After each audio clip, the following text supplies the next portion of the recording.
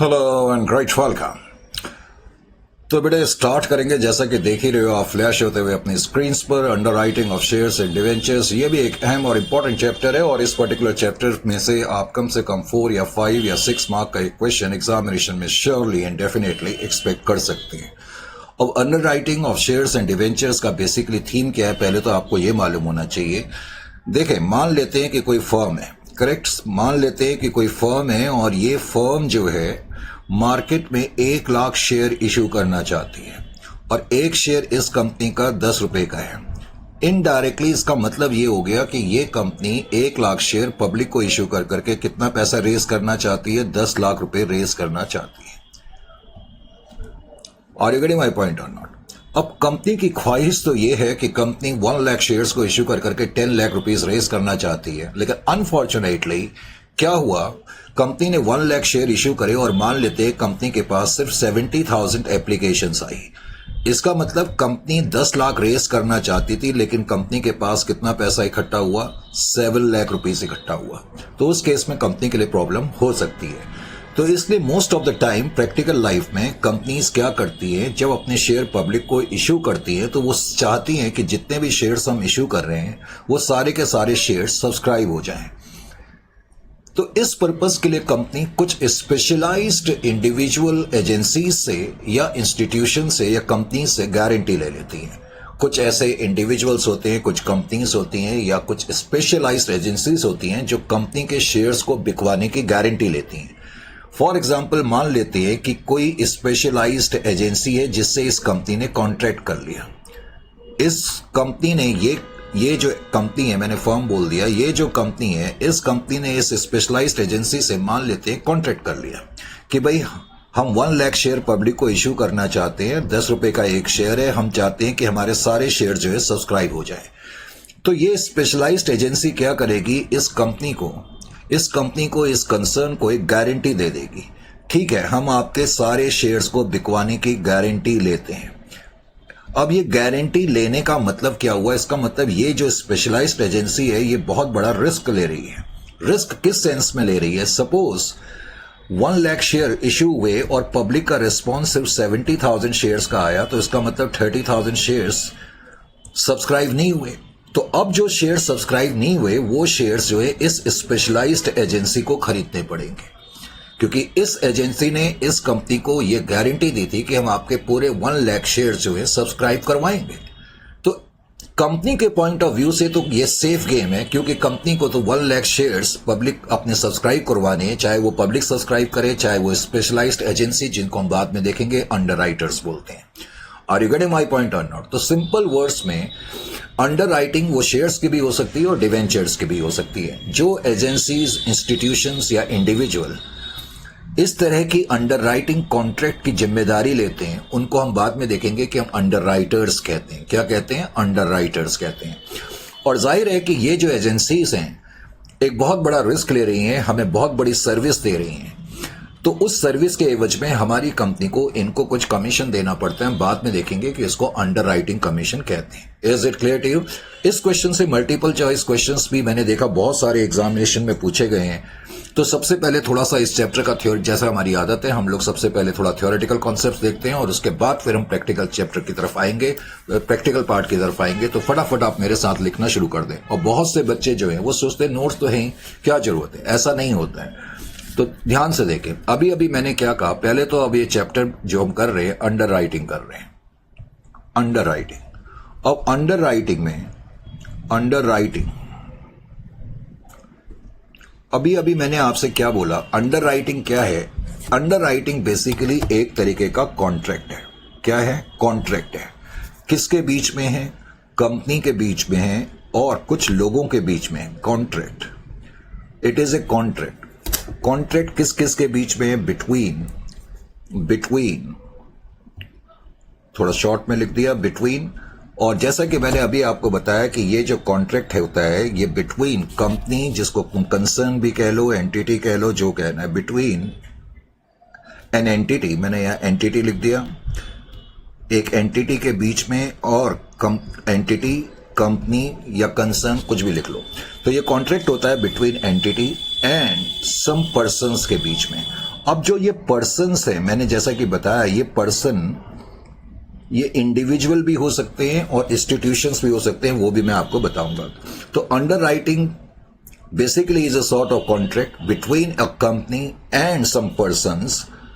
और कॉन्ट्रैक्ट में मैंने क्या बताया था कि ये जो पर्सन्स हैं ये एक तरीके से अंडरटेक करते हैं, गारंटी लेते हैं कि कंपनी के बिहाफ पे हम सारे शेयर जो है सब्सक्राइब कर देंगे। तो under writing is a contract between an entity and persons who undertake, फटाफट लिखना शुरू कर दें, who undertake the guarantee, who undertake the guarantee, who undertake the guarantee to get the shares subscribed, to get the shares subscribed, to get the shares subscribed, to get the shares या debenture. मैंने कहा under writing किसी भी चीज की हो सकती है, शेयर्स की भी हो सकती है, डिवेंचर्स की भी हो सकती है। टू गेट द शेयर्स और डिवेंचर सब्सक्राइब्ड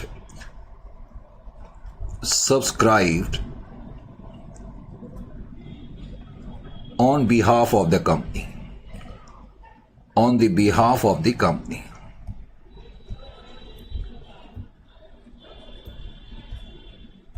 तो ये जो पर्सन्स होते हैं ये गारंटी लेते हैं कंपनी के बिहाफ पे कि हम आपके शेयर्स और डिवेंचर्स को जो है वो बिकवा देंगे। कुछ लम्हा पहले मैंने भी ये भी कहा कि ये जो मैंने टर्म पर्सन लिखी है, इस टर्म पर्सन में इंडिविजुअल्स भी हो सकते हैं। कुछ इंडिविजुअल्स इस तरीके की गारंटी लेते हैं, इंडिविजुअल्स भी हो सकते हैं और इंस्टीट्यूशंस भी हो सकते हैं। जब मैं इंस्टीट्यूशंस बोल रहा हूं तो इंस्टीट्यूशंस में कुछ भी हो सकता है, पार्टनरशिप फर्म भी हो सकती है, कंपनी भी अंडर राइटर हो सकती है, बैंक भी हो सकता है।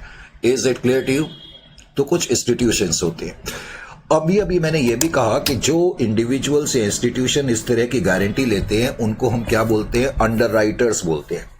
उनको हम अंडर राइटर्स बोलते हैं। They are known as underwriters. तो मल्टीपल चॉइस क्वेश्चन में को तैयार करने के लिए ये नोट्स मैं तो आपको लिखाते रहता हूं, और जो भी मैं किसी भी चैप्टर के शुरुआत में लिखाता हूं वो आपको जरूर याद भी रखने हैं, पढ़ने भी हैं। चाहे जो मैंने चैप्टर में थ्योरेटिकल नोट्स दिए आप उनको ना भी पढ़ो, कोई प्रॉब्लम की बात नहीं है। तो उनको अंडर राइटर्स कहते हैं। फिर मैंने तुम्हें यह भी बताया था जो एंटिटी होती है, अंडर राइटर्स क्योंकि एक तरीके से बहुत बड़ा रिस्क लेते हैं, तो इस तरह की वो हमें सर्विस दे रहे हैं, हमें बिल्कुल सेफ कर रहे हैं, क्योंकि कंपनी को मालूम है कि जितने भी शेयर्स हम इश्यू कर रहे हैं अब तो वो फुल्ली सब्सक्राइब हो जाएंगे। तो अंडर राइटर्स हमें इस तरह की जो सर्विसेज देते हैं, उनकी इस सर्विसेज के लिए कंपनी उनको कुछ कंसीडरेशन देती है, कुछ अमाउंट पे करती है, कंसीडरेशन। तो एंटिटी अंडर राइटर्स को कुछ कंसीडरेशन पे करती है, कंसीडरेशन फॉर देयर सर्विसेज। तो उनकी सर्विसेज के लिए, फॉर देयर सर्विसेज, हम उनको कुछ कंसीडरेशन देते हैं।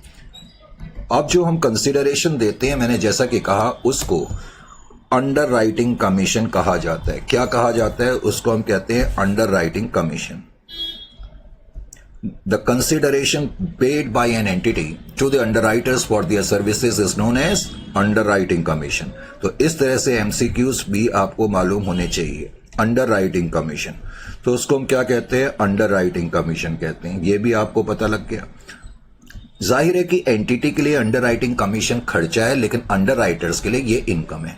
अब यहां पर तुम्हें एक पॉइंट ये मालूम होना चाहिए कि जो अंडर राइटिंग कमीशन दिया जा सकता है एज पर कंपनीज एक्ट, उसकी मैक्सिमम लिमिट्स क्या हैं, ये भी तुम्हें मालूम होना चाहिए। एज पर एक्ट, जब मैं एक्ट की बात करता हूं तो इसका मतलब companies act. As per companies act 2013 obviously, as per act such commission, तो जो ये कमीशन हम देते हैं, such commission should not exceed, जैसा कि मैंने बताया, should not exceed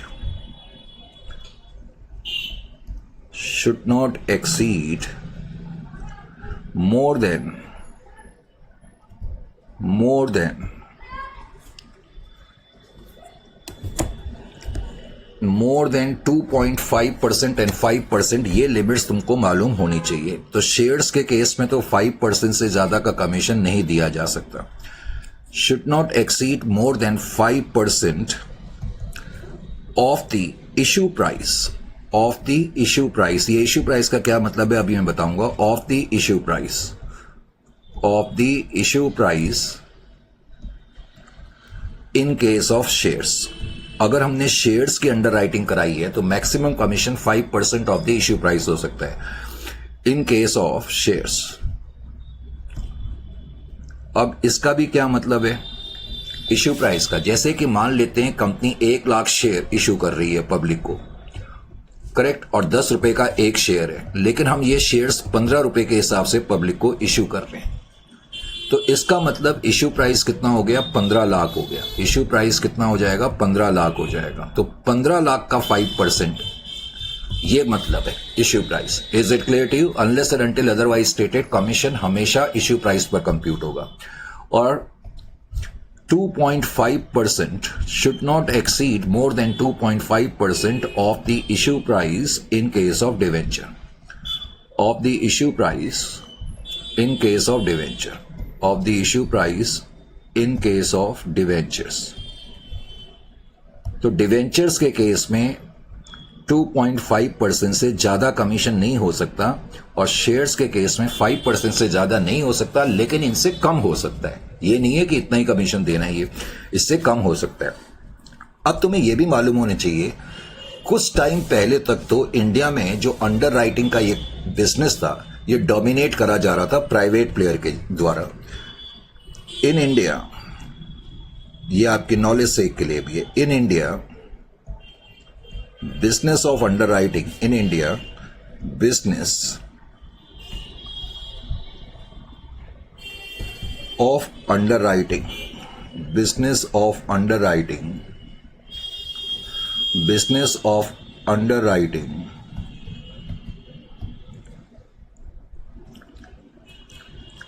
was dominated,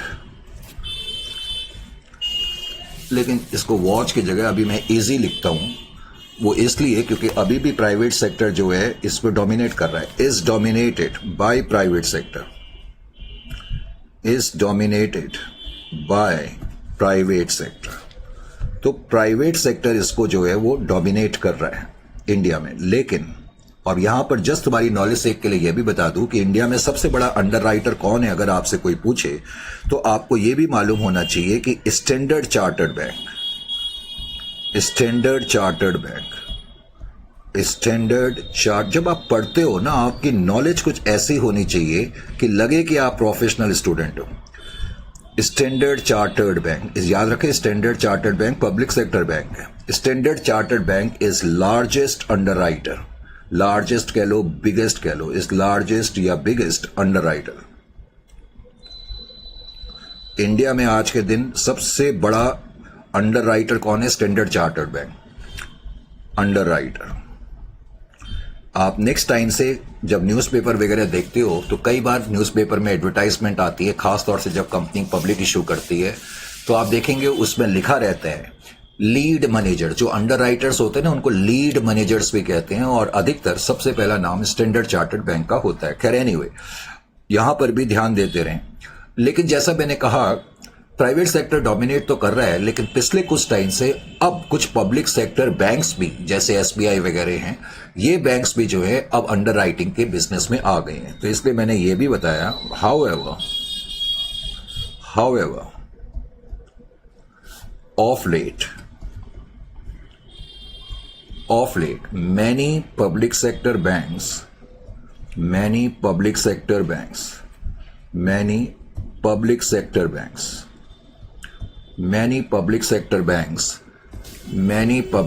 banks have also started underwriting of shares and debentures. Underwriting of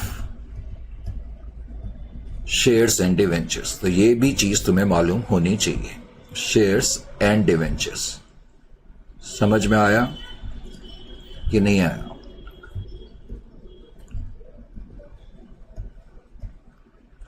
correct.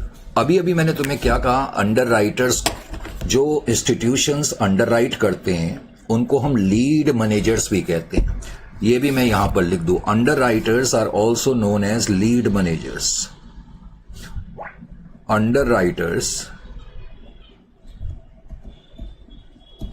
Are also known as lead managers, known as lead managers, lead managers, उनको हम lead manager भी कहते हैं। ये सब चीजें तुम्हें मालूम होनी चाहिए। ये नहीं कि सिर्फ ग्रुप 1 क्लियर करना है, ग्रुप 2 मैं कई बार कह रहा हूं, आपने अल्टीमेट देखना है। Ultimately you have to become a true professional. In order to become a true professional आपको अपने आप को तैयार करना है कि जब आप लीडिंग एमएनसी वगैरह में जाते हैं इंटरव्यू वगैरह देने के लिए, should be in a position to satisfy all the queries which is expected of a student doing the professional course, या जिसने प्रोफेशनल कोर्स कंप्लीट कर लिया। तो ये सब चीजें मालूम होनी चाहिए। एनीवे, अभी आगे बढ़ते हैं। अब अंडर राइटिंग, अब हम धीरे धीरे अकाउंटिंग एस्पेक्ट्स की तरफ आ रहे हैं। तो अंडर राइटिंग हम बाद में देखेंगे। 3 तरीके की, 3 क्या बल्कि 4 तरीके की अंडर राइटिंग होती है। Types of under writing. अब अंडर राइटिंग की जो टाइप्स होती हैं, टाइप्स ऑफ अंडर राइटिंग जो करी जाती है उसको 4 पार्ट्स में क्लासिफाई करा जाता है। बाद में हम देखेंगे कि एक तो होती है कंप्लीट अंडर राइटिंग। क्या होती है? Types of under writing, types of under writing. तो अंडर राइटिंग बेटे जो होती है वो 4 टाइप्स की होती है। कौन कौन सी होती है? एक तो हम कहते हैं complete under writing. Complete underwriting का क्या मतलब है जाहिर है अभी तुम्हें पता लगेगा। उसके अलावा दूसरी जो होती है उसको हम कहते हैं partial under writing. Partial under writing, partial under writing. और उसके अलावा तीसरी होती है जिसको हम बोलते हैं joint under writing. Joint under writing, joint under writing. और लास्ट में हम देखेंगे एक होती है फर्म अंडर राइटिंग। अब यहां फर्म का मतलब ये नॉर्मली हम जो वर्ड यूज करते हैं फर्म उससे नहीं है, हम बाद में देखेंगे। फर्म का मतलब पक्का, पक्का जिसे बोलते हैं ना, इट इज फर्मली जॉइंट, ये पूरी तरह से पक्के तरीके से जॉइंट है। तो यहां फर्म का मतलब पक्का से है। हम बाद में खैर इसकी चर्चा भी करेंगे धीरे धीरे। तो जाहिर है पहले मैंने कंप्लीट अंडर राइटिंग लिखा है, तो अब मैं पहले कंप्लीट अंडर राइटिंग के बारे में चर्चा करूंगा। तो कंप्लीट अंडर राइटिंग को समझने के लिए अब पहले हम कंप्लीट अंडर राइटिंग, मैंने कहा अब हम अकाउंटिंग कॉन्सेप्ट्स की तरफ बढ़ रहे हैं, तो पहले कंप्लीट अंडर राइटिंग को हम समझने की कोशिश करते हैं। कंप्लीट अंडर राइटिंग क्या मतलब होता है? कंप्लीट अंडर राइटिंग का, complete under writing, complete underwriting का मतलब है कि कंपनी जितने शेयर पब्लिक को इश्यू कर रही है वो सारे के सारे शेयर अंडर राइटर्स ने कहा है कि हम अंडर राइट कर रहे हैं। करेक्ट? तो जिसको हम कहते हैं when 100% of the issue, when entire का मतलब ही है 100%, when entire issue is underwritten, when entire issue is underwritten, यानी कि सारा का सारा इश्यू जो है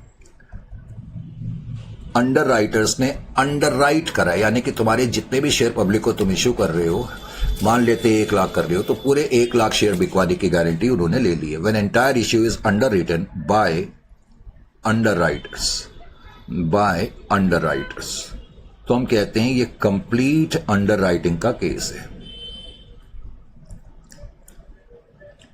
अब कंप्लीट अंडर राइटिंग के केस में आसान सा केस है। इसमें इसके अंदर अकाउंटिंग किस तरीके से करी जाती है ये समझाने के लिए मैंने एक एग्जाम्पल आपके सामने लिखा। एग्जाम्पल 1। इस एग्जाम्पल 1 में मैंने आपको ये लिखा, लेट अस से number of shares, number of shares, number of shares issued for public subscription. तो कोई कंपनी है पब्लिक सब्सक्रिप्शन के लिए लेट अस से इतने शेयर इशू कर रही है 10 लाख, 10 लाख नहीं 10,000 कर लो, नहीं तो कैलकुलेशन करने में बड़ी प्रॉब्लम हो जाएगी। सब्सक्रिप्शन मान लेते हैं कि कोई कंपनी है और उसने 10,000 शेयर वो पब्लिक को इशू करना चाहती है। Is it clear to you? मैंने ये भी लिखा कि जो कंपनी अपने शेयर को इशू कर रही है उसकी फेस वैल्यू, जिसको तुम नॉमिनल वैल्यू भी कहते हो, फेस वैल्यू मान लेते हैं कि 10 रुपए की है, एक शेयर जो है वो 10 रुपए का है, फेस वैल्यू पर शेयर, एक शेयर की फेस वैल्यू 10 रुपए की है। लेकिन मैंने यहां पर क्या लिखा, इश्यू प्राइस। मान लेते हैं कंपनी ये शेयर 10 रुपए वाले जो इश्यू कर रही है वो इश्यू प्राइस पर शेयर 15 रुपए के हिसाब से कर रही है। तो इश्यू प्राइस कितना है, 15 रुपए। यानी कि ये कंपनी 10,000 शेयर 10 रुपए वाले 15 रुपए के हिसाब से इश्यू करना चाहती है। तो 10,000 इंटू 15, कंपनी ख्वाहिशमंद है कि हम इतना पैसा पब्लिक से रेस करना चाहते हैं, कंपनी इतना पैसा रेस करने की इच्छुक है। अब मैंने आगे क्या लिखा, डी में मैंने लिखा शेयर्स अंडर रिटन।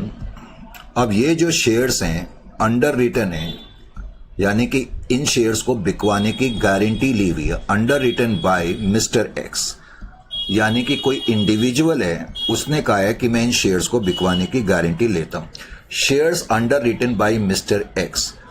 तो और मिस्टर एक्स ने पूरे 10,000 शेयर्स को बिकवाने की गारंटी ली है, जितने भी हम शेयर्स पब्लिक को इश्यू कर रहे हैं। तो इसलिए मैं बोलूंगा 100% of the issue is underwritten by the underwriters. अब उसके अलावा इस क्वेश्चन में मैंने आगे तुम्हें यह लिखा, एप्लीकेशंस रिसीव्ड। लेकिन जो एप्लीकेशंस आई टोटल कंपनी के पास, अनफॉर्चुनेटली वो 8,000 आई। लेकिन कंपनी को घबराने की जरूरत नहीं है, घबराने की जरूरत तो मिस्टर एक्स को है। अब तुम्हें कंप्लीट अकाउंटिंग में सिखाने की कोशिश कर रहा हूं, हालांकि तुम्हारे लेवल पे जितना मैं बताऊंगा उतना नहीं पूछा जाता, उससे कम पूछा जाता है, चिंता मत करें। अब आप इसकी अकाउंटिंग समझने के लिए मैंने तुम्हें क्या बताया, पहले तो मैंने यहां पर लिखा सॉल्यूशन। अब सॉल्यूशन में मैं आपसे ये पूछूंगा क्या, सबसे पहले तो तुम्हें मालूम होना चाहिए कि जब भी हम सॉल्व करेंगे तो हमें इसमें एक बनानी पड़ती है, इसको हम बोलते हैं statement of liability, statement of net liability या लायबिलिटी। हमारी जो कंपनी है उसने 10,000 शेयर पब्लिक को इश्यू करे हैं और इन 10,000 शेयर्स को बिकवाने के लिए उन्होंने अंडरराइटर मिस्टर एक्स से एक कॉन्ट्रैक्ट करा है और मिस्टर एक्स ने कहा है मैं आपके 10 के 10,000 शेयर्स को बिकवाने की गारंटी लेता हूं। अब सबसे पहले तो मैंने क्या करा, यहां ध्यान से देखें, हालांकि इसमें यह सब चीज करने की जरूरत नहीं है, लेकिन मुझे आपको समझाना भी, आपको मालूम है हमारी कोशिश रहती है कि पूरा चैप्टर जो है वो एक ही अप्रोच से हम सॉल्व करें। स्टेटमेंट ऑफ लायबिलिटी के अंदर सबसे पहले मैंने क्या करा, मैंने यहां पर लिखा ग्रॉस लायबिलिटी। ग्रॉस लायबिलिटी का मतलब यह है कि जो अंडरराइटर है उसकी वैसे देखा जाए तो लायबिलिटी कितने की है, क्योंकि अंडरराइटर के ऊपर एक लायबिलिटी है ना, उसने हमारे 10,000 शेयर्स को बिकवाने की गारंटी ली है। तो लॉजिकली मिस्टर एक्स के ऊपर 10,000 शेयर्स को खरीदने का एक दबाव है इस कॉन्ट्रैक्ट के तहत। लेकिन ध्यान यह रखना है कि कंपनी के पास जितनी भी एप्लीकेशंस आएंगी वो उसके दबाव को कम करेंगी, उसकी लायबिलिटी को कम करेंगी। It is as simple as that. अब हमारे पास कितनी एप्लीकेशंस आई पहले ये देखें। अब हमारी कंपनी ने शेयर से पब्लिक को इश्यू करे तो एप्लीकेशंस रिसीव्ड, कितनी एप्लीकेशन मैंने लिखाई है, 8,000 मैंने लिखाई है। तो 8,000 एप्लीकेशन तो आ गई, इसका मतलब 10,000 में से 8,000 शेयर सब्सक्राइब हो गए। अब जितने शेयर सब्सक्राइब नहीं हुए जो कि 2,000 है, इन शेयर्स को खरीदने की जिम्मेदारी जैसा मैंने कहा वो अंडरराइटर्स की है। तो इसको हम बोलते हैं नेट लायबिलिटी। इसका मतलब अंडरराइटर्स को अब 2,000 शेयर खरीदने पड़ेंगे। Is it clear to you? Underwriter को कितने शेयर खरीदने पड़ेंगे, 2,000 शेयर खरीदने पड़ेंगे। एक तो काम तुम्हें यह करना है, हालांकि इस छोटे से क्वेश्चन में इसकी जरूरत नहीं थी, लेकिन फिर भी। अब दूसरी चीज, हालांकि तुमसे एंट्रीज पूछी नहीं जाती एग्जामिनेशन में, मैंने देखा है एंट्रीज कभी भी तुमसे नहीं पूछी गई है, लेकिन फिर भी मैं तुम्हें बताने की कोशिश कर रहा हूं कि एंट्री, अब क्योंकि तुम लोग अल्टीमेटली काम किसके पॉइंट ऑफ व्यू से कर रहे हो, कंपनी के पॉइंट ऑफ व्यू से कर रहे हो। अब तुम्हारी कंपनी ने जब 10,000 शेयर पब्लिक को इश्यू करे, जब तुम्हारी कंपनी ने 10,000 शेयर पब्लिक को इश्यू करे तो कितनी एप्लीकेशंस आपके पास आई? सर 8,000 एप्लीकेशंस आई। तो मैंने यहां पर लिखा receipt of application money, receipt of application money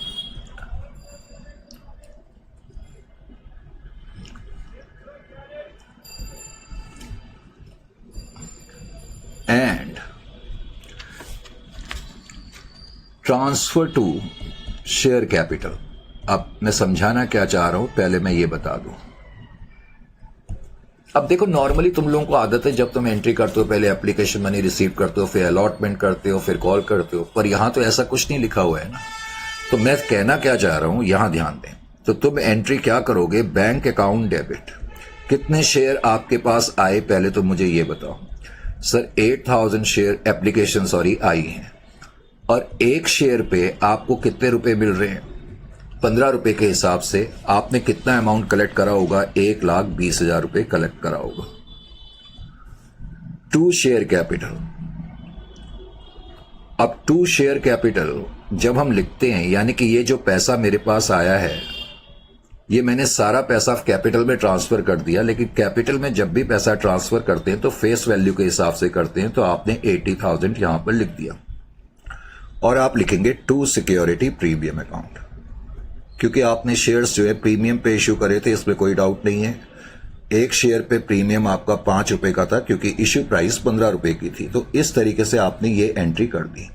हालांकि आपने पब्लिक को 10,000 शेयर इश्यू करे थे, और आप ख्वाहिशमंद थे कि आपके पास आपके सारे शेयर्स बिक जाए, लेकिन बिके नहीं। लेकिन एट द सेम टाइम आपको घबराने की जरूरत नहीं है, क्योंकि आपने अंडरराइटिंग कॉन्ट्रैक्ट करा हुआ है। तो अब वो 2000 शेयर जो नहीं बिके, उसका पैसा आप किससे लेंगे, मिस्टर एक्स से लेंगे। तो इसीलिए नेक्स्ट एंट्री में मैंने क्या लिखा, नेक्स्ट एंट्री में मैंने लिखा shares to be subscribed by mister X. Shares, अब 2000 शेयर जो है अंडर राइटर को खरीदने पड़ेंगे। Shares to be subscribed by underwriter या mister X. Subscribe, shares to be subscribed by mister X. Mister X के बजाय आप अंडर राइटर भी लिख सकते हैं, क्योंकि मिस्टर एक्स अंडर राइटर है। अब अंडर राइटर को शेयर्स खरीदने पड़ेंगे, लेकिन एकदम से आप बैंक मत लिखना, क्योंकि एकदम से वो आपको पैसे नहीं देगा। तो पहले आप क्या करेंगे, डेटर के रूप में उसको कंसीडर करेंगे। मिस्टर एक्स को आप डेबिट कर देंगे। अब मिस्टर एक्स को आपने डेबिट करा, और मिस्टर एक्स को 2000 शेयर खरीदने पड़ेंगे, और 15 रुपए के हिसाब से ही खरीदने पड़ेंगे। तो इसका मतलब 30,000 रुपए आपने मिस्टर एक्स से लेने हैं। आपने 30,000 रुपए आप मिस्टर एक्स से लेने हैं, क्योंकि मिस्टर एक्स को 2000 शेयर खरीदने पड़ेंगे। To share capital. अब ये जो 2000 शेयर है, इनकी जो नॉमिनल वैल्यू है 2000 इंटू 10 के हिसाब से 20,000 की, तो आप 20,000 लिखेंगे। फिर आप लिखेंगे टू सिक्योरिटी प्रीमियम अकाउंट। अब सिक्योरिटी प्रीमियम आपने लिखा, तो सिक्योरिटी प्रीमियम आप लिखेंगे 2000 इंटू 5 के हिसाब से 10,000। तो इसका मतलब है कि मिस्टर एक्स नाम के आदमी से आपने 30,000 रुपए लेने हैं। अब आपके तो पूरे शेयर बिक गए, 8,000 पब्लिक ने खरीद लिए, 2,000 मिस्टर एक्स ने खरीद लिया, आपका काम पूरा हो गया। लेकिन अब आपके ऊपर, कंपनी के ऊपर एक लायबिलिटी है। क्या, आपने मिस्टर एक्स को कमीशन देना है। तो अगली जो एंट्री होगी, वो एंट्री मैंने यहां पर लिखी। क्या एंट्री लिखी मैंने, अंडर राइटिंग कमीशन। मैंने U/C लिख दिया, अंडर राइटिंग कमीशन पेएबल। तो क्योंकि अंडर राइटिंग कमीशन हमने पे करना है, पर हम एकदम से पे नहीं करते, इसलिए मैंने वर्ड पेएबल लिखा। अंडर राइटिंग कमीशन आप यानी कि एंटिटी पे कर रहे हो, तो ये आपके लिए खर्चा है। Underwriting commission account debit. अब अंडर राइटिंग कमीशन आपने देना है मिस्टर एक्स को, तो मिस्टर एक्स को आप क्रेडिट करोगे। टू अंडर राइटर भी लिख सकते हो। अब मैंने क्या बताया था, जब मैं अंडर राइटिंग कमीशन कंप्यूट करूंगा, तो अंडर राइटिंग कमीशन कंप्यूट करने के लिए मैंने क्या बताया था, जो ग्रॉस, मैंने ये बताया था under writing commission issue price पर कंप्यूट होता है। लेकिन कैसे करेंगे, gross liability into issue price IP into percentage of commission. जैसे कि इस केस में मिस्टर एक्स की ग्रॉस लायबिलिटी कितनी है, 10,000 शेयर खरीदने की है। भाई जब शुरू में हमने शेयर इश्यू करे थे, कॉन्ट्रैक्ट करा था, तो उस समय 10,000 का करा था ना, कि आप 10,000 शेयर, वो अलग मैटर है कि इसको खरीदने 2,000 पड़े, लेकिन कमीशन ग्रॉस लायबिलिटी पर दिया जाता है। तो 10,000 शेयर इनटू इश्यू प्राइस 15, और इनटू हमने कमीशन का रेट, क्वेश्चन में मैंने लिखाया था या नहीं लिखाया था, मैंने कमीशन का रेट लिखाया नहीं था, तो मैं लिखा देता हूं। अगर बाई चांस कभी ना लिखा हो, तो फिर आप मैक्सिमम रेट 5% के हिसाब से दे देना। वैसे मैंने यहां लिखा दिया अंडर राइटिंग कमीशन 4%। मोस्टली आपको गिवन होगा, मैं वैसे बता रहा हूं, अगर कभी गिवन नहीं होगा तो आप मैक्सिमम रेट के हिसाब से कमीशन दे देना। मान लेते हैं कि कॉन्ट्रैक्ट के हिसाब से हमने उसको 4% का कमीशन देना है, तो आप कंप्यूट करेंगे 1,50,000 का 4% 6,000 आ जाएगा। इसका मतलब 6,000 रुपए का कमीशन आपने उसको देना है। अब ध्यान दें, आपने मिस्टर एक्स से 30,000 रुपए लेने थे, आपने मिस्टर एक्स से 30,000 रुपए लेने थे और 6,000 रुपए आपने उसको देने हैं। तो इसका मतलब ये हो गया, अब आप मिस्टर एक्स को बोलेंगे भाई 30,000 आपने हमें देने हैं और हमने आपको 6,000 देने हैं, तो आप हमें नेट 24,000 रुपए दे करके मामला सेटल कर दो। तो इसलिए हमारी फोर्थ और आखिरी एंट्री जो होगी, इसको हम बोलते हैं नेट सेटलमेंट। क्या बोलेंगे? Net settlement. अब हमने नेट सेटलमेंट की एंट्री कर दी। तो नेट सेटलमेंट की एंट्री का मतलब आपको समझ में आ जाना चाहिए। तो अंडर राइटर्स से हमने नेट अमाउंट जो रिसीव करना है बैंक अकाउंट डेबिट, वो 24,000 का करना है टू मिस्टर एक्स। तो मिस्टर एक्स या अंडर राइटर जो है वो मुझे इतना पैसा दे देगा 24। इस तरीके से अकाउंटिंग खत्म हो जाएगी। ये नेट हमने कैसे निकाला? 30,000 हमने उससे लेने थे, 6,000 हमने उसको कमीशन के देने थे। तो नेट अमाउंट अब हम उससे रिसीव करेंगे। तो इस तरीके से एंट्रीज करी जाती है। तो ये मैंने बताया कंप्लीट। कंप्लीट आपने देखा कोई मुश्किल नहीं होती। कंप्लीट अंडर राइटिंग के अलावा अब मैंने अगली अंडर राइटिंग बताई, B partial underwriting. Correct, दूसरा था पार्शियल। अब पार्शियल अंडर राइटिंग में क्या होता है? पार्शियल अंडर राइटिंग, तो पार्शियल अंडर राइटिंग में पार्शियल अंडर राइटिंग में का पहले तो मतलब क्या है? जाहिर है नाम से ही पता लग रहा है पार्शियल। इसका मतलब अब की बार हम जितने शेयर इशू कर रहे हैं 100% शेयर को बिकवाने की गारंटी नहीं ली है, उसके कुछ पोर्शन को बिकवाने की गारंटी ली है, चाहे वो 90 हो, 80 हो, 70 हो, 60 हो। तो इसीलिए पार्शियल अंडर राइटिंग में मैंने लिखा when only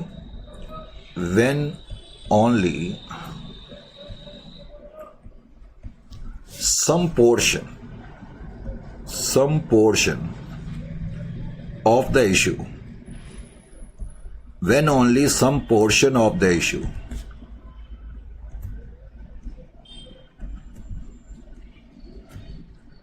is underwritten.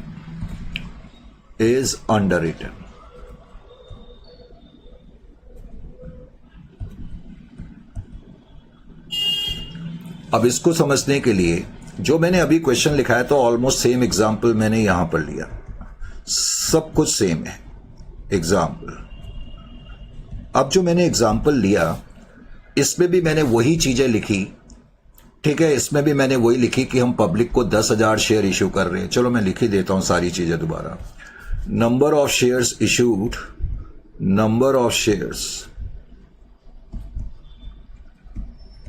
number of shares issued for public subscription।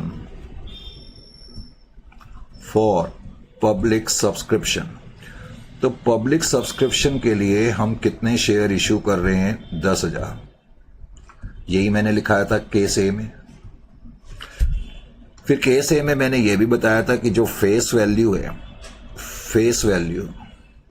वो 10 रुपए पर शेयर की है। तो इसमें भी मैंने यही लिखाया ₹10 पर शेयर। इशू प्राइस मैंने लिखाया था उसमें कितना? 15। तो वही मैंने इसमें भी लिखाया, इशू प्राइस 15। फिर पॉइंट नंबर डी में पिछली बारी मैंने लिखाया था सारे शेयर्स कि एंटायर इश्यू जो है मिस्टर एक्स ने अंडर राइट करा था। अब की बार मैंने लिखा है 90% of the issue, 90% of the issue is अंडररिटन,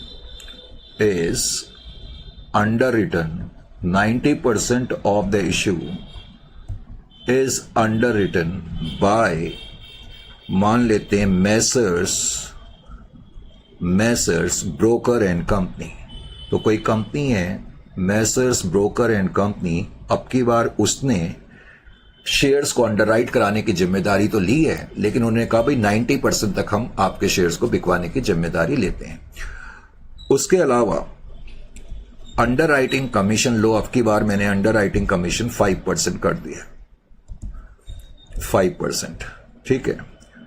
और एप्लीकेशंस रिसीव्ड मैंने 8,000 ही रखी, तो एप्लीकेशंस रिसीव्ड जो है वो 8,000 है,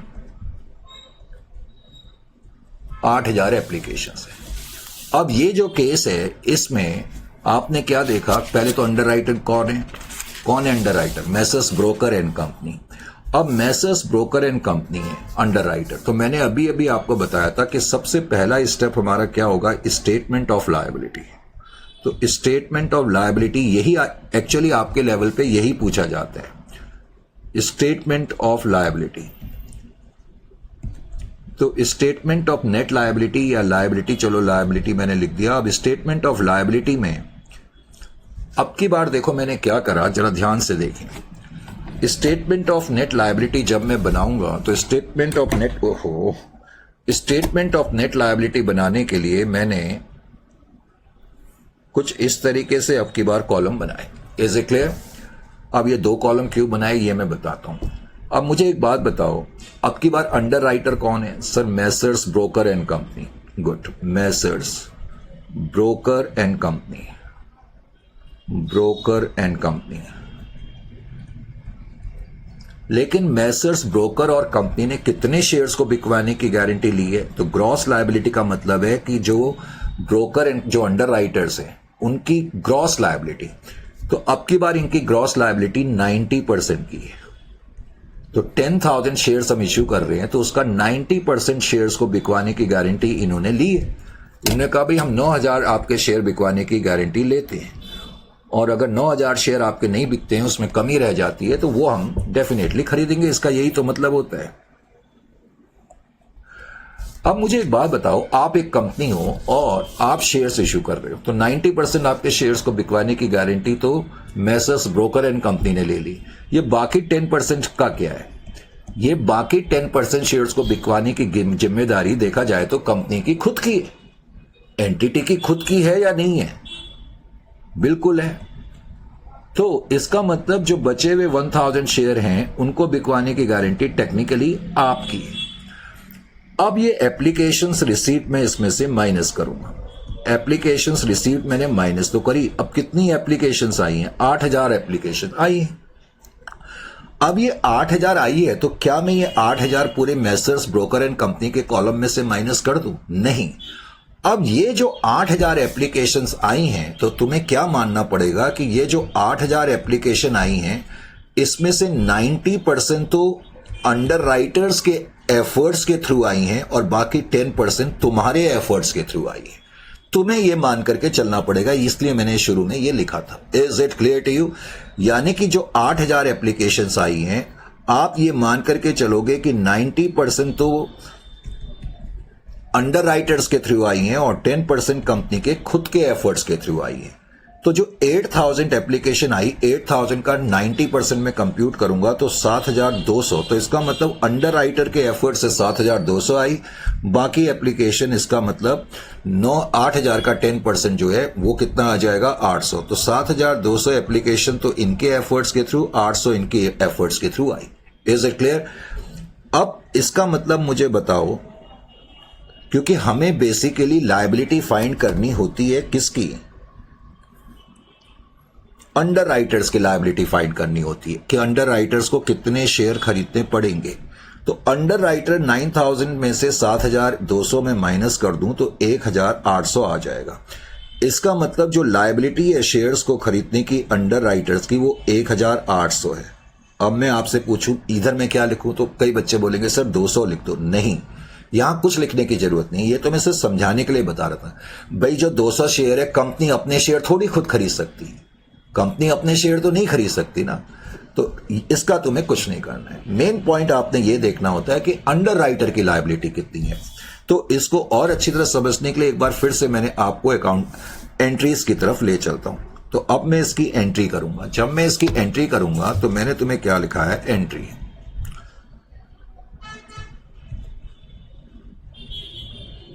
बीच बीच में मुझे स्क्रीन को इसलिए देखना पड़ रहा है कि कई बार ना जो टाइम लिमिट है वो एक्सीड हो जाती है या कम रह जाती है, तो उसको चेंज करना पड़ता है, जो पहले से फिक्स्ड होती है। एनीवे, अब जब मैं एंट्री करूंगा तो बताओ मेरे को पहली एंट्री क्या होगी? अब मैंने नरेशन नहीं लिखी। बैंक अकाउंट डेबिट, कितने शेयर्स आपके पास आए हैं? आपकी as a company total application तो 8,000 आई है ना, तो 8,000 एप्लीकेशंस तो आई हैं, तो जितनी एप्लीकेशन आई है उसका पैसा तो आप ही के पास आएगा 15 रुपए के हिसाब से, यानी कि पहली एंट्री तो वही होगी जो हमने केस ए में करी थी, 1,20,000। 2 share capital account, 2 share capital account 8,000 into 10, क्योंकि 10 रुपए का एक शेयर है, तो 1,20,000 में से 80,000 हम कैपिटल में ट्रांसफर कर देंगे और बाकी सिक्योरिटी प्रीमियम में ट्रांसफर कर देंगे। That is 8,000 into 5। तो 8,000 इंटू 5 कितना हो गया? 40,000 हो गया। तो 40,000 हमने ट्रांसफर कर दी। पहली एंट्री को करने में कोई प्रॉब्लम नहीं है। दूसरी एंट्री का मतलब होता है अंडर राइटर को कितने शेयर सब्सक्राइब करने पड़ेंगे। अंडर राइटर्स का नाम है मैसर्स ब्रोकर एंड कंपनी। तो मैसर्स ब्रोकर एंड कंपनी को कितने शेयर अब की बार सब्सक्राइब करने पड़ेंगे आप बताओ सर? 1,800, राइट। तो 1,800 शेयर उनको खरीदने पड़ेंगे, तो हम उनको पहले डेबिट करते हैं। 1,800 इंटू 15, 18 और 9 27,000, तो 27,000 मैंने यहां पर लिख दिया। 2 शेयर कैपिटल, अब मैं यहां पर लिखूंगा 2 शेयर कैपिटल। अब 2 शेयर कैपिटल में मैं क्या लिखूंगा? 1,800 into 10, that is equal to 18,000। और फिर मैं लिखूंगा 2 सिक्योरिटी प्रीमियम। सिक्योरिटी प्रीमियम में क्या लिखूंगा? 1,800 इंटू 5, दैट इज 9,000। पॉइंट ये है कि मैंने उनसे 9,000 रुपए, उनसे 27,000 रुपए लेने, लेकिन अब हमने जो वादा करा था, यानी कि जो वादा था इन्होंने अपना निभा दिया। इन्होंने कहा कि ठीक है 7,200 शेयर हमारे एफर्ट से आए और 1,800 हमने कर दी, हमने अपना वादा पूरा कर दिया, आप हमें अब कमीशन दो। तो आप इनको अब कमीशन देंगे, अंडर राइटिंग कमीशन पेएबल। अब अंडर राइटिंग कमीशन आप जब पे करेंगे, तो मैंने कई बार कह दिया है कि हम एकदम से पे नहीं करते। एंट्री होगी under writing commission account debit 2, आपने कमीशन अंडर राइटर्स को देना है मैसर्स ब्रोकर एंड कंपनी, तो आप लिखोगे मैसर्स ब्रोकर एंड कंपनी। अब मैसर्स ब्रोकर एंड कंपनी को कितना कमीशन देंगे? तो ग्रॉस लायबिलिटी अब की बार 9,000 शेयर की खरीदने की है, तो 9,000 को मल्टीप्लाइड कर देंगे इश्यू प्राइस से। तो इश्यू प्राइस हमारा कितना था? 15 रुपए था, और अब की बार मैंने कमीशन का रेट जो रखा था वो 5% का रखा है। तो इसका मतलब है 6,750 रुपए, चेक कर लेना, 6,750 रुपए का कमीशन आपका आ जाएगा। तो 6,750 का कमीशन, इसका मतलब आपने देना है। 27,000 लेने हैं, 6,750 पे करने हैं। तो अब आप नेट सेटलमेंट कर लोगे, नेट सेटलमेंट। तो अब आप मिस्टर एक्स को कहोगे कि इतना पैसा हमें दे दो, तो नेट सेटलमेंट अब करी जाएगी। तो नेट सेटलमेंट जब करेंगे तो एंट्री होगी bank account debit, bank account debit 2 Messrs broker and company, Messrs broker and company. Messrs broker and company से हमने 27,000 रुपए लेने थे और हमने उनको कमीशन के कितने देने थे? 6,750 रुपए। तो इसका मतलब नेट कितना आ जाएगा भाई? 20,250। लेकिन आप लोग चेक भी करा करो, अब बोलना भी होता है, कैलकुलेट भी करना होता है, एग्जाम्पल भी फ्रेम करने होते हैं आपको बेहतरीन समझाने के लिए, करेक्ट? अच्छा जी, तो कमेंट्स भी आप जरूर लिखा करें। फीडबैक में आपसे मैंने डिसाइड करा है जिसका सबसे अच्छा कमेंट लगेगा उसको हम हर मंथ में एक मेरी तरफ से स्पेशल पेन मैं आपको दूंगा। और पता है ना, मैंने आपको पेन दे दिया तो आपके 90% मार्क्स तो हमेशा आएंगे ही आएंगे, ये मेरी गारंटी। अब एक तीसरा है क्या है? Joint under writing. अब मोस्टली एग्जामिनेशन में जो तुम्हें क्वेश्चन आते हैं वो जॉइंट अंडर राइटिंग से आते हैं और तुम्हें statement of liability he compute करना आता है, एंट्री पास करना नहीं आता। मैं बार बार कह रहा हूं, लेकिन फिर भी मैंने तुम्हें एंट्रीज भी बताई। जॉइंट अंडर राइटिंग एग्जामिनेशन में तुम्हारे लेवल पे लास्ट की जो 2 टाइप्स हैं, जॉइंट अंडर राइटिंग और फर्म अंडर राइटिंग, इसमें से क्वेश्चन पूछे जाते हैं। कई बच्चे बाद में बोलते हैं इंपॉर्टेंट बता दो, तो मैं साथ साथ वही बता रहा हूं। अब जॉइंट अंडर राइटिंग को समझने के लिए भी मैंने पहले एक एग्जाम्पल ड्रॉ करा और उसके बाद फिर मैं बाद में तो और भी क्वेश्चन कराऊंगा। तो इस एग्जाम्पल में मैंने तुम्हें लिखा ए शेयर्स इश्यूड। अब मैंने ये नहीं लिखा फॉर पब्लिक सब्सक्रिप्शन, इसका मतलब ही वो ही है कि एक कंपनी ने शेयर इश्यू करे पब्लिक सब्सक्रिप्शन के लिए।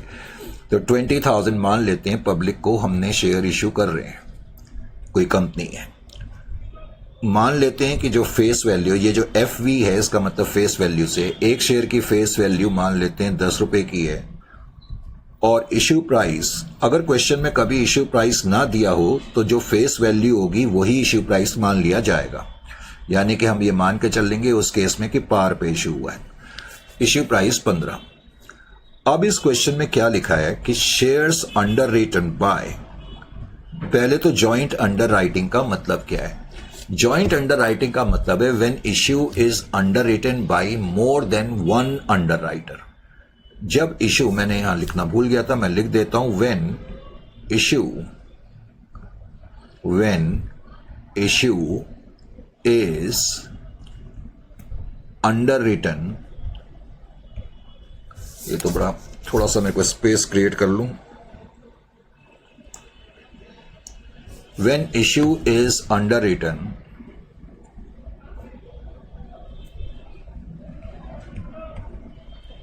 by more than one underwriter,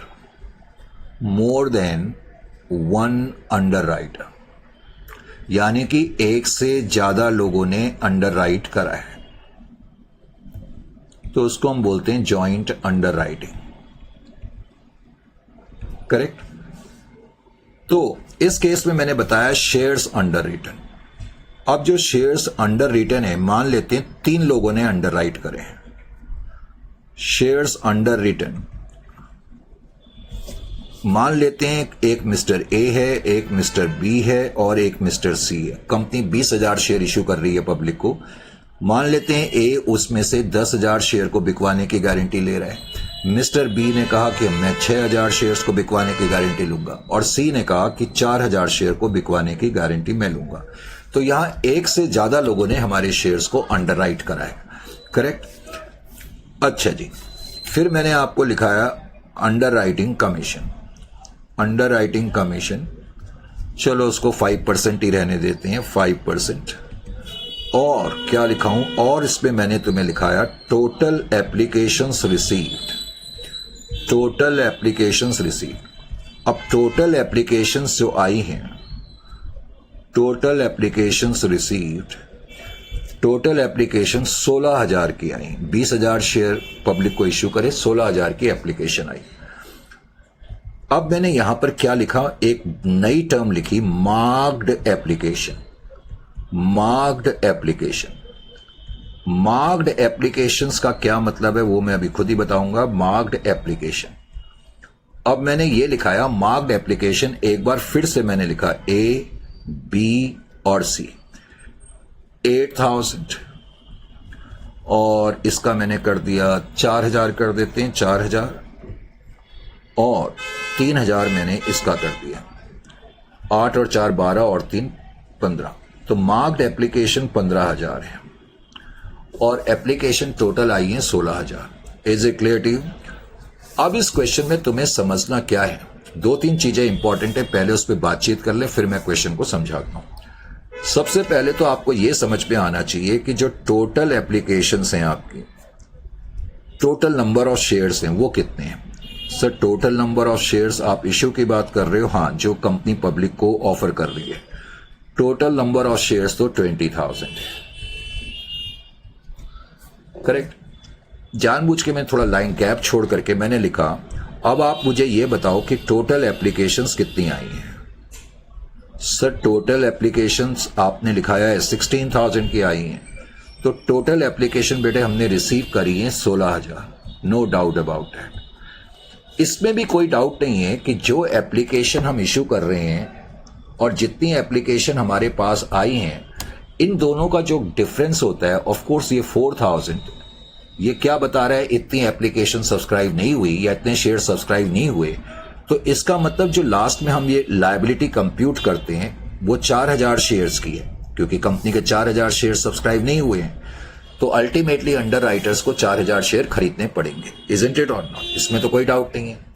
अच्छा जी, याद ये रखना, अब कंपनी के पास जो एप्लीकेशंस आती हैं, कंपनी के पास जो एप्लीकेशंस आएंगी, करेक्ट, जितनी भी एप्लीकेशंस कंपनी के पास आती हैं, तो कंपनी को कैसे पता लगेगा कि इसमें जो एप्लीकेशन है मिस्टर ए की तरफ से इतनी आई है और मिस्टर बी की तरफ से इतनी आई है, मिस्टर सी की तरफ से इतनी आई है? ये कैसे पता लगेगा?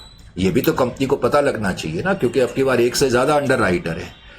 तो जब एक से ज्यादा लोग अंडर राइट करते हैं तो कंपनी अपने शेयर एप्लीकेशन फॉर्म क्या करती है, अंडर राइटर्स को देती है और उनको कहती है कि आप इस पे अपनी अपनी स्टैंप लगा दो, ताकि अगर कोई भी एप्लीकेंट आपके थ्रू, लेट अस से मिस्टर ए के थ्रू हमारी कंपनी के शेयर खरीदना चाहता है, तो एप्लीकेशन फॉर्म भरेगा, तो उसकी स्टैंप, आपकी स्टैंप देख के हमें पता लग जाएगा कि ये जो हमारे पास एप्लीकेशन आई है आपके एफर्ट्स के थ्रू आई है। इसका मतलब जो टोटल एप्लीकेशंस रिसीव्ड होती हैं, कुछ तो मार्क्ड होती हैं। मार्क्ड का मतलब है कि ऐसी एप्लीकेशंस जिस पे स्टैंप लगी हुई है अंडर राइटर्स की। Marked applications means applications bearing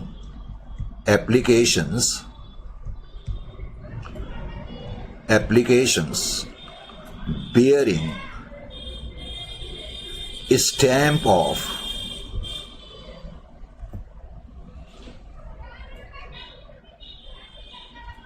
applications bearing stamp of underwriters.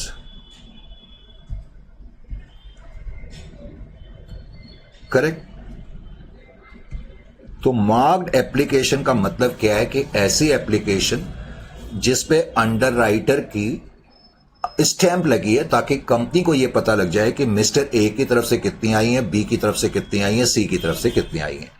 अब जैसे कि इस केस में मैंने बताया, टोटल एप्लीकेशंस जो हमें मिली है मार्क्ड, वो 15,000 है। इसका मतलब 15,000 एप्लीकेशंस तो ऐसी हैं जो अंडर राइटर्स के एफर्ट्स के थ्रू आई हैं। दूसरी चीज ये है कि इसका मतलब जो टोटल 16,000 एप्लीकेशन आई हैं, अब 16,000 में से मार्क्ड एप्लीकेशन तो 15,000 हैं, तो इसका मतलब जो बच गई उनको हम कहते हैं अनमार्क्ड एप्लीकेशन। तो अनमार्क्ड एप्लीकेशन का मतलब वो एप्लीकेशन जो डायरेक्टली कंपनी के पास आई हैं, डायरेक्टली जो कंपनी के पास आई हैं, applications directly received by company, यानी कि ये इनके एफर्ट्स के थ्रू नहीं आई है, डायरेक्टली रिसीव्ड बाय कंपनी। तो ये एप्लीकेशंस जो हैं वो डायरेक्टली कंपनी के पास आई हैं, application directly received by the company. समझ में आ गया? एक आम बोलचाल की भाषा में मैं कह सकता हूं कि ये वाली एप्लीकेशंस जो कंपनी के पास आई, ये कंपनी के अपने एफर्ट से आई, इसको आप ऐसे कह लें। अब ध्यान क्या रखना होता है कि जो भी एप्लीकेशंस कंपनी के पास आएंगी वो अंडर राइटर्स की, कंपनी के पास एप्लीकेशन जैसा कि मैंने कहा दो तरीके से आ सकती हैं। एक तो जो एप्लीकेशंस मार्क्ड हैं, यानी कि जो अंडर राइटर्स के थ्रू आ रही है, और कुछ डायरेक्टली आ रही है। अब कंपनी के पास जितनी भी एप्लीकेशन आए, चाहे वो मार्क्ड आए चाहे वो अनमार्क्ड आए, इसमें किसी तरीके का डाउट नहीं है, उससे अंडर राइटर्स की लायबिलिटी कम होगी। देखो, जो मार्क्ड एप्लीकेशन आई हैं वो हमें पता है ए की तरफ से इतनी आई हैं, बी की तरफ से इतनी आई हैं, सी की तरफ से इतनी आई हैं, तो हम इसको अकाउंटिंग लैंग्वेज में बोलते हैं कि हम इसको अंडर राइटर्स में क्रेडिट करते हैं। अब क्रेडिट जब हम इनको करते हैं, क्रेडिट करने का मतलब है हम माइनस करेंगे, तो इनको हम क्रेडिट करते हैं in absolute ratio, credit in absolute ratio. अब in absolute terms, credit in absolute terms का मतलब क्या है? जैसे कि क्वेश्चन में तुम्हें दिया हुआ था कि ए की तरफ से इतनी एप्लीकेशन आई, बी की तरफ से इतनी आई, सी की तरफ से इतनी आई, तो मैं ए के खाते में 8,000 माइनस कर दूंगा, बी के खाते में 4,000 क्रेडिट कर दूंगा, माइनस कर दूंगा, सी के खाते में 3,000 क्रेडिट या माइनस कर दूंगा। समझ में आ गया?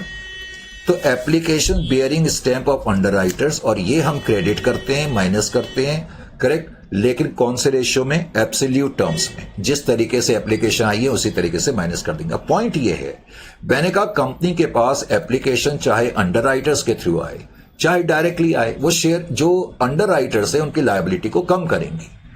तो इसका मतलब कंपनी के पास जो ये 1000 एप्लीकेशंस आई हैं, ये भी तो अंडर राइटर्स की लायबिलिटी को कम कर ही रही है ना।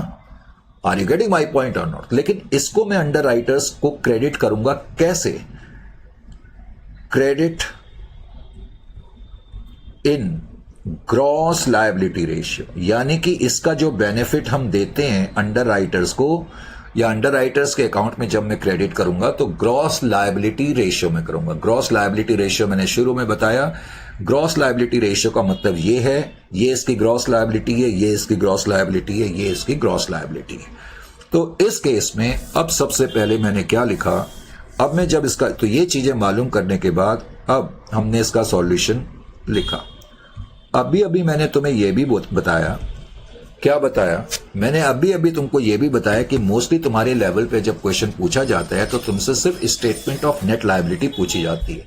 लेकिन मैं इसको कॉम्प्रिहेंसिवली कर करके आपको अभी दिखाता हूं, लेकिन 5 मिनट का जरा रेस्ट के बाद, करेक्ट? क्योंकि मेरे को कॉल आ गई है चाय के लिए, इसलिए।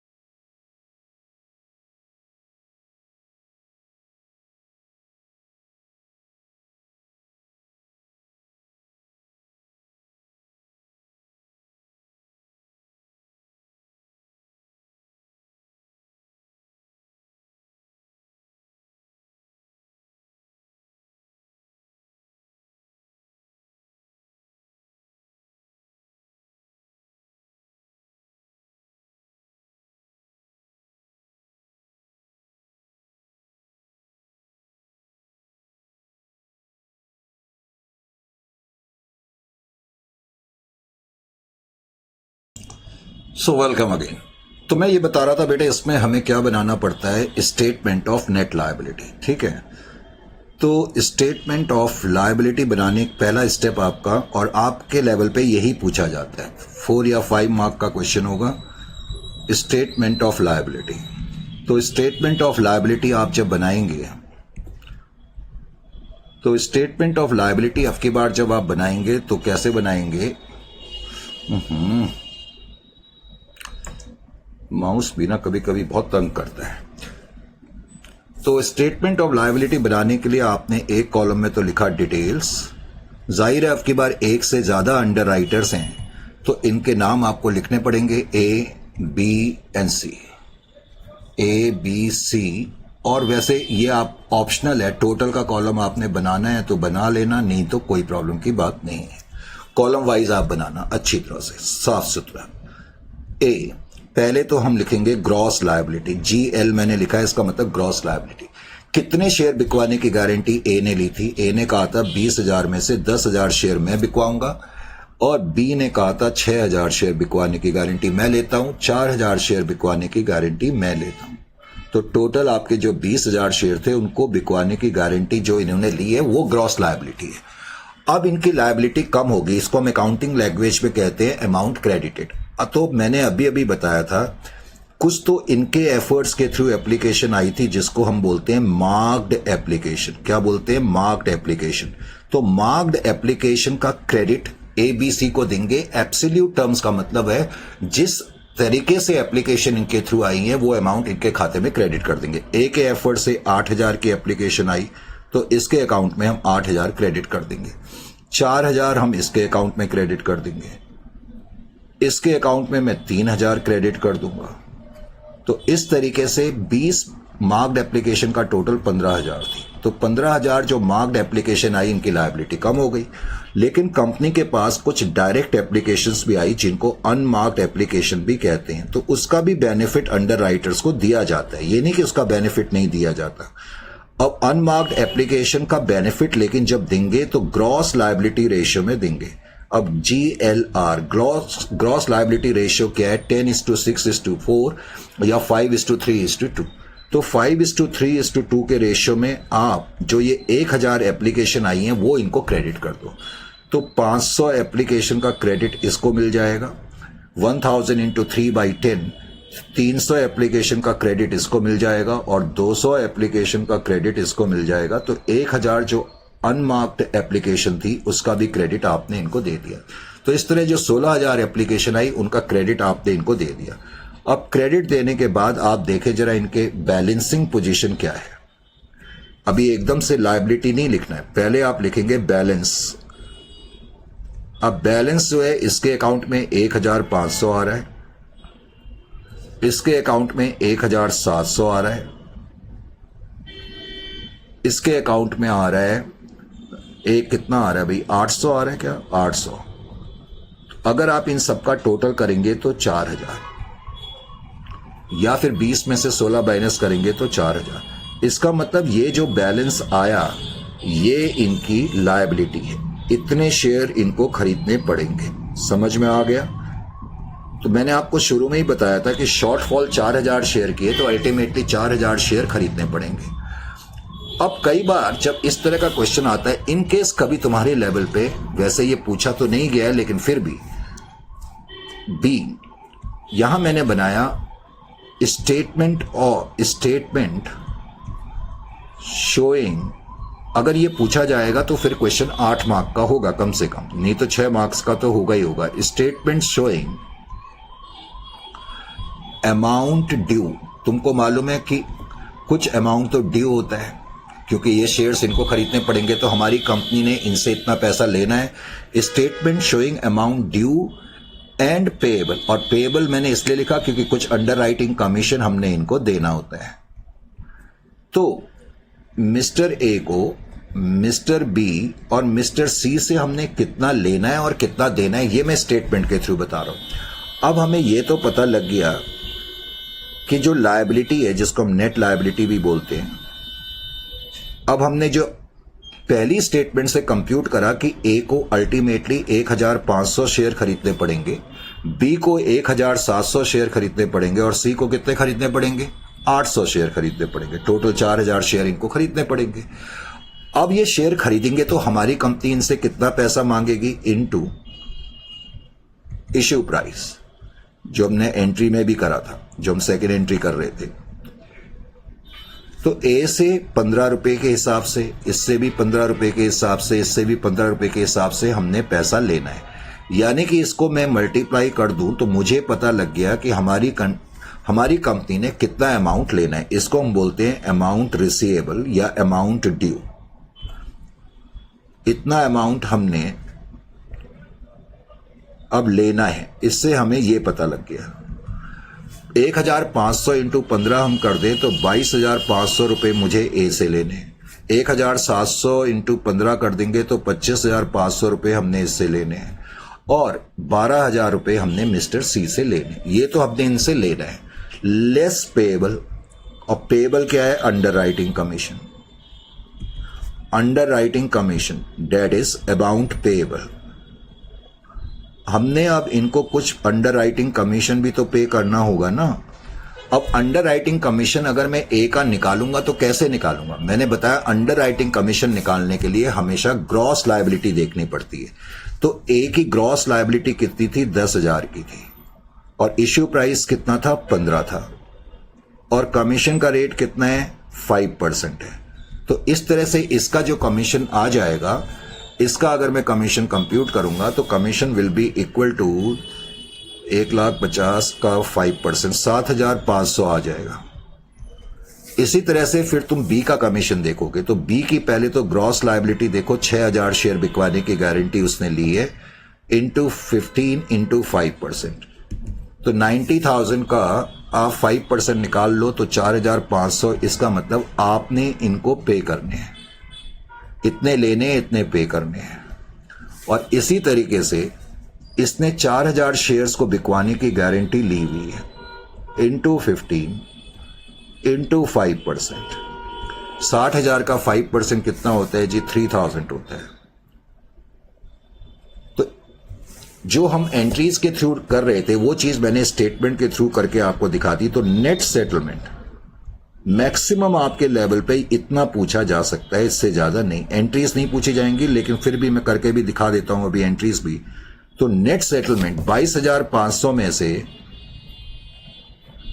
7,500 आप माइनस करेंगे तो इसका मतलब नेट आपने जो अमाउंट रिसीव करना है मिस्टर ए से 15,000 रुपए रिसीव करने हैं। 22,500 में से 4,500 माइनस करेंगे तो 21,000 रुपए आपने इससे रिसीव करने और 9,000 रुपए आपने इससे रिसीव करने।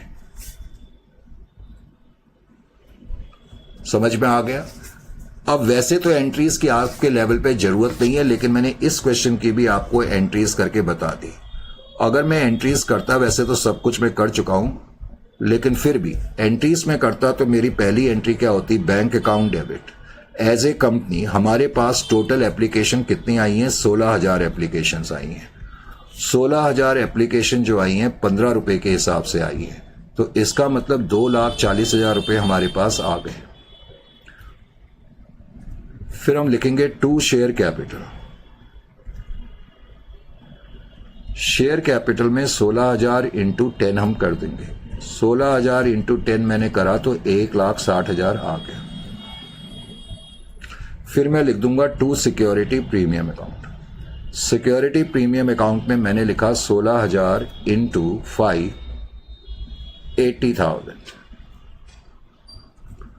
उसके अलावा फिर एंट्री नंबर 2 में हम ये देखते हैं कि हमने अंडर राइटर से कितना पैसा लेना है। अब की बार एक से ज्यादा अंडर राइटर है। एक है ए, एक है बी, एक है सी, और इनको कुछ शेयर खरीदने पड़ेंगे। कितने शेयर खरीदने पड़ेंगे वो हम ऑलरेडी एक्चुअली देख चुके हैं। ऑलरेडी मैंने कैलकुलेशन में तुमको बता दिया है। मैंने यहां बता दिया है कि ए को 1,500 शेयर खरीदने पड़ेंगे 15 के हिसाब से, तो 22,500 रुपए इसका मतलब ए ने हमें देने हैं। 1,500 इंटू 15, तो इसका मतलब 22,500 इसने हमें देने हैं। दूसरी एंट्री, जैसा कि मैंने आपको बताया था, मिस्टर बी ने जो तुम्हें पैसे देने हैं वो 1,700 शेयर इंटू 15 के हिसाब से 25,500 रुपए देने हैं। 25,500। और मिस्टर सी ने आपको जो पैसे देने हैं 800 शेयर खरीदने पड़ेंगे, उसको 15 के हिसाब से 12,000 रुपये देने हैं। तो इस तरीके से आपने पहले तो ये एंट्री कर ली। वैसे मिला करके इन तीनों को 4,000 शेयर खरीदने हैं, तो 4,000 शेयर इनको खरीदने हैं। जो 10 रुपए वाले शेयर है 15 के हिसाब से खरीदने हैं।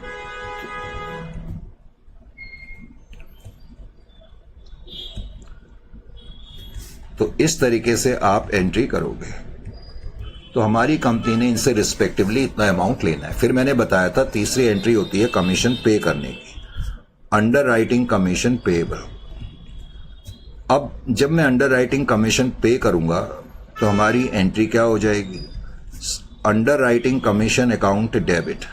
अब ए को हमने कंप्यूट करा था कि कमीशन जो देना है वो 7,500 का देना है, जो मैंने अभी स्टेटमेंट में बताया। बी को हमने जो कमीशन देना है वो 4,500 का देना है, और सी को जो हमने कमीशन देना है वो 3,000 रुपये का देना है। तो टोटल कमीशन अगर मैं कंप्यूट करूं तो ये 15,000 रुपये का कमीशन हमने टोटल इनको मिला करके देना है। और फिर मैंने बताया था नेट सेटलमेंट। अब तुम नेट सेटलमेंट की एंट्री भी करके दिखा सकते हो। अब जब मैं नेट सेटलमेंट करूंगा तो बैंक अकाउंट डेबिट, अब हमारे पास पैसे आएंगे और नेट अमाउंट जो हमने मिस्टर ए से लेना था हमने कंप्यूट करा था 15,000 रुपये हमने ए से नेट अमाउंट लेना है। ये मैंने यहां करा था 15,000 इससे 21,000 इससे 9,000 रुपये हमने लेने हैं। इसी तरह बी से हमने जो लेने हैं वो 21,000 रुपये नेट लेने हैं, और सी से हमने जो नेट लेने हैं वो 9,000 रुपीज लेने हैं। तो टोटल कितना हो गया, अगर मैं इसको करूं तो ये 45,000 हो गया। इसका मतलब टोटल अमाउंट 45,000 का आपने रिसीव करना है। Is it clear to you? है नहीं इंटरेस्टिंग?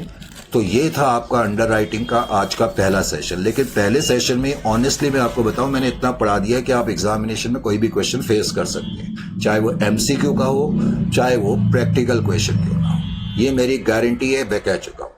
ठीक है, looking forward to have your feedback. और याद रखें जिसका सबसे बेस्ट फीडबैक रहेगा, मैंने कहा मंथ वाइज, अब मैंने ये डिसाइड करा है कि हम उसको पर्सनली एक बहुत ही अच्छा सा पेन भेजेंगे।